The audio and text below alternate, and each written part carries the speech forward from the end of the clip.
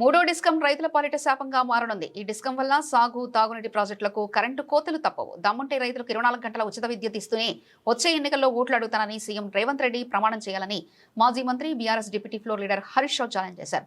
పగలు మాత్రమే ఉండే సోలార్ పవర్తో 24 గంటల కరెంటు ఎలా ఇస్తారో రేవంత్ రెడ్డి సమాధానం చెప్పాలని డిమాండ్ చేశారు. 24 గంటల ఉచిత కరెంటు కోసమే కొత్త డిస్కంలు ఏర్పాటు చేస్తున్నామని నిన్న ముఖ్యమంత్రి చెప్పడం పచ్చి అబద్ధమని మండిపడ్డారు. ప్రస్తుతం రాష్ట్రంలో రైతులకు రోజుకు 13 గంటలకు మించి కరెంటు ఇవ్వడం లేదని, రైతు డిస్కం ఏర్పాటుతో 7 నుంచి 8 గంటలు ఇచ్చేందుకు కుట్రలు పన్నుతున్నారని ఆరోపించారు. అంటే ఈ ప్రభుత్వ విధానం కూడా మనం చూసాం. గతంలో రేవంత్ రెడ్డి గారు చెప్పారు రైతులకు 3 గంటల కరెంటు చాలు అన్నారు.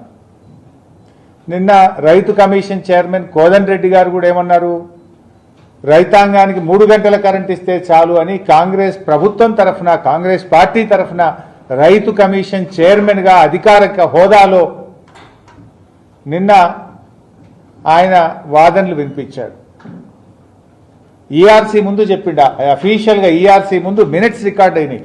రైతాంగానికి 3 గంటల కరెంటు చాలు అని కాంగ్రెస్ పార్టీ అధికారికంగా ఈఆర్సీ ముందు వాదనలు వినిపించింది. అది ఈరోజు ఈఆర్సీ ముందు రికార్డ్ అయి ఉన్నది. ఎందుకంటే రేవంత్ రెడ్డి కూడా 3 గంటలు చాలన్నాడు. అయితే ఈ మాటలు నేను ఏదో వేగ్గనో రేవంత్ రెడ్డి లాగా అబద్ధాలు మాట్లాడు మాకు ఇంటా వంట లేదు. మాకు నిజాయితీ తెలుసు, నీతి తెలుసు, ఏది మాట్లాడినా పద్ధతిగా మాట్లాడటం తెలుసు, ఆధారాలతో మాట్లాడతాం, లెక్కలతో మాట్లాడతాం. రేవంత్ రెడ్డి లాగా బట్టగాల్చి మీదేయడమో అబద్ధాలు మాట్లాడి పబ్బం గడుపుకునే మాకు ఇంటా వంట లేదు.